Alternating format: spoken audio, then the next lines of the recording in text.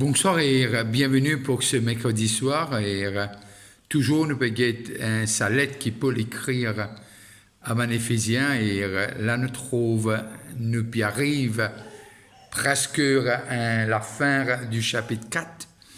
Et moi j'ai envie de saisir l'occasion pour saluer ceux qui peuvent nous de l'étranger et surtout ceux qui peuvent nous localement. Et aujourd'hui, nous regardons le verset 31 et 32 qui veut dire deux derniers versets du chapitre 4. Que toute amertume, toute animosité, toute colère, toute clameur, toute calomnie et toute espèce de méchanceté disparaissent du milieu de vous. Réalisez les causes à l'Église, à man chrétien. Et toute espèce de méchanceté disparaisse du milieu de vous.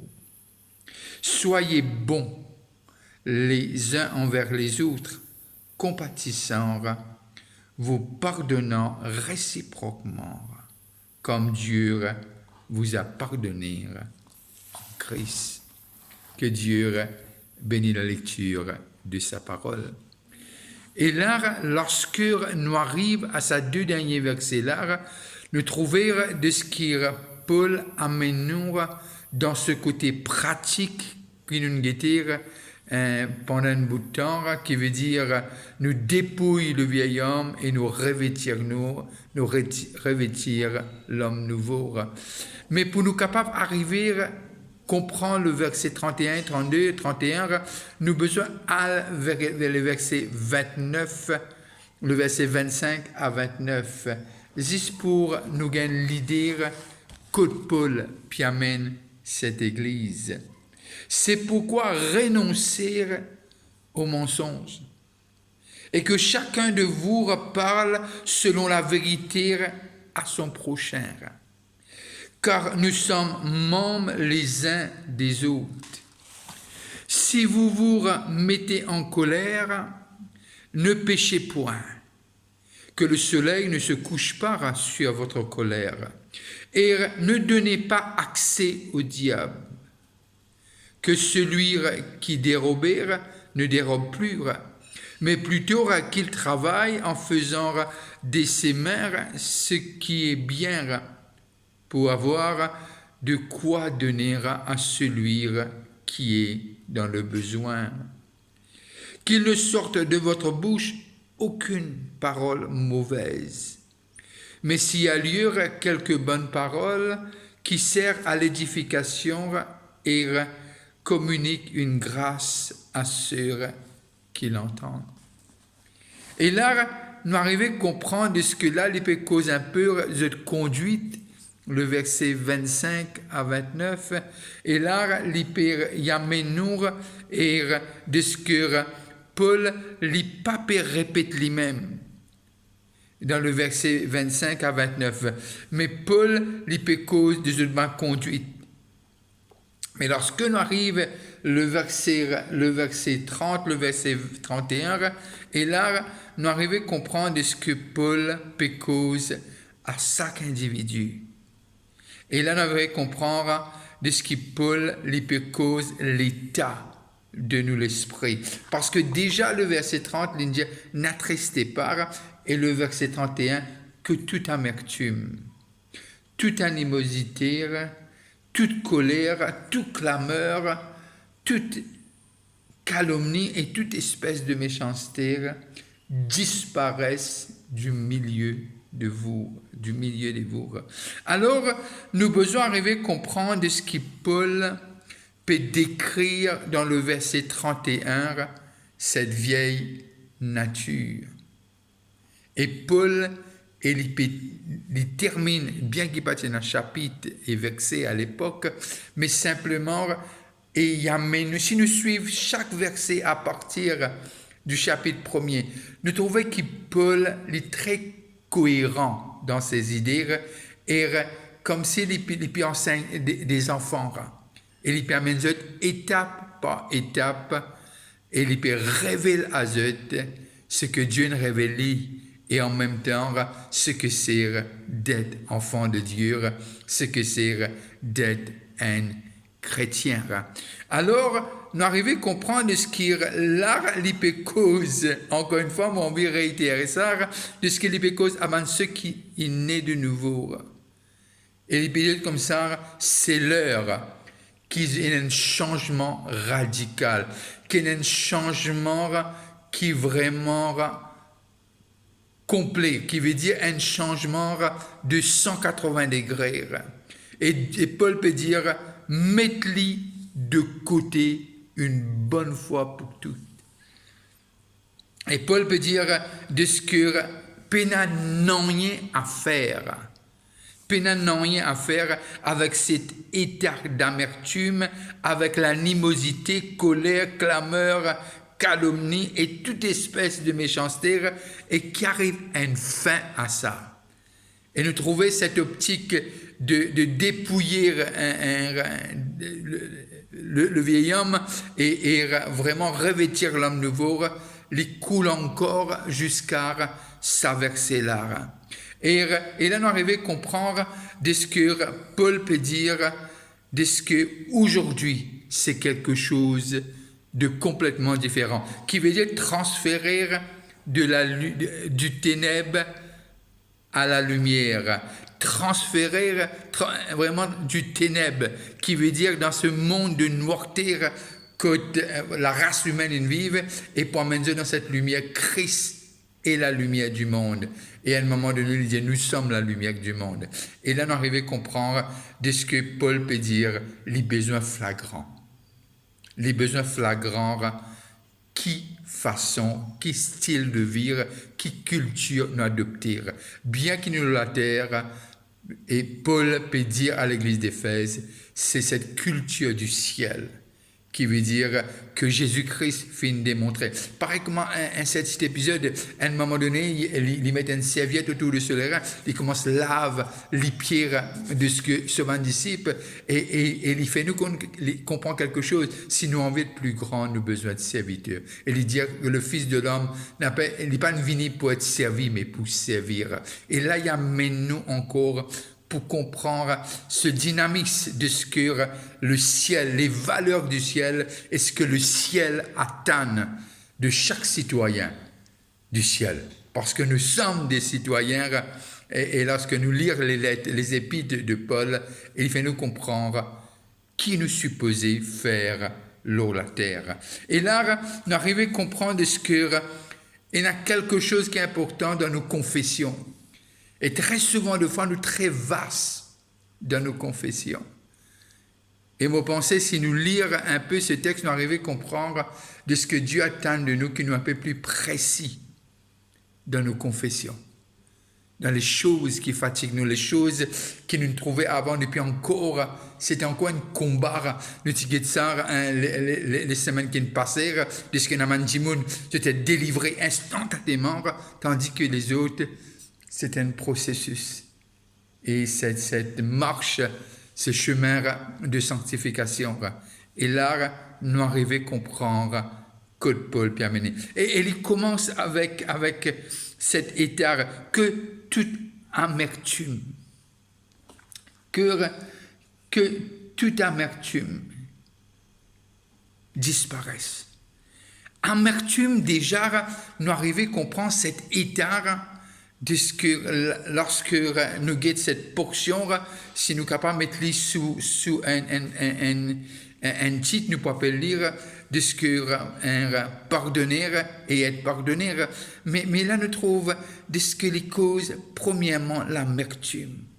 Et l'amertume qui était, c'est un état de nous l'esprit. Et de ce que c'est une condition qui vraiment, qui n'est pas aimable du tout.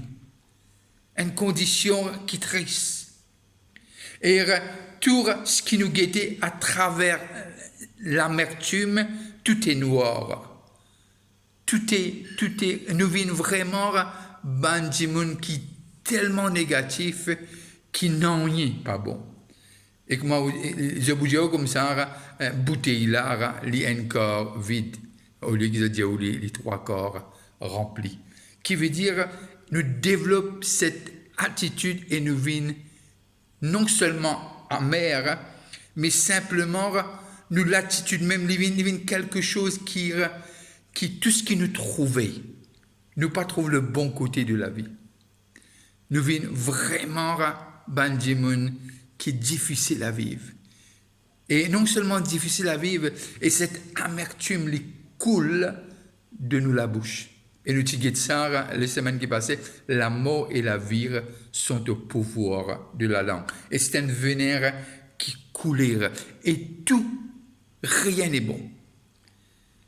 Et peut-être un Jimoun, il fait 99,9 des choses un bon, mais c'est ça, point N là, point 0,1 là, c'est ça que Jimoun l'a trouvé, et c'est ça qu'il est capitalisé, et c'est ça que se reproche les venir.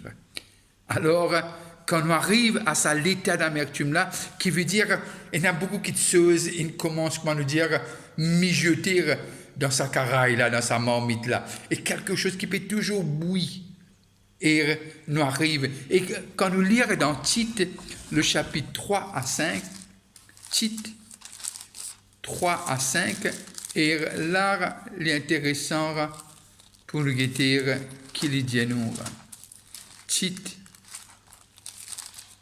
3, le chapitre 3, le verset 3 à 5. Car nous aussi, nous étions autrefois insensés, désobéissants, égarés, asservis à toute espèce de convoitise et de volupté, vivant dans la méchanceté et dans l'envie, dire d'être haïs et nous haïssons les uns les autres, en nous haïssant les uns les autres. Mais lorsque la bonté de Dieu, notre Sauveur, et son amour pour les hommes ont été manifestés, il nous a sauvés, non à cause des œuvres de justice que nous aurions faites, mais selon sa miséricorde, par le baptême de la régénération et le renouvellement du Saint-Esprit. Et c'est un texte intéressant, montre-nous de ce qui nous tout nous tient à un moment donné. Mais par son esprit, il amène-nous dans cette place que vraiment, il peut faire nous connaître de ce qui est amer. Vraiment, il a tristé le Saint-Esprit. Et ce qui est amer, vous pouvez trouver toujours peu base le ban blessure du passé, le ban offense du passé. Et il peut toujours retourner dans sa bout de phrase qui nous toujours dans les « te rappelle qu'il est fait à moi, te rappelle qu'il te dit à moi, te rappelle » qui veut dire il peut toujours demeurer et les nourrit.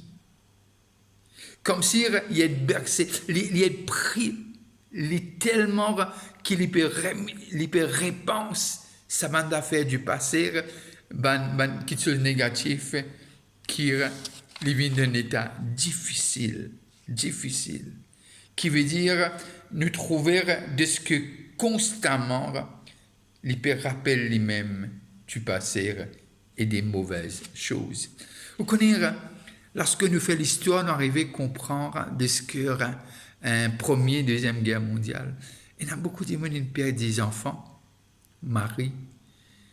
Ils sont capables peut-être de rester dans cet état d'amertume, de ce que la guerre prend, de la main droite, la guerre prend ce qui était là le plus précieux ou précieuse.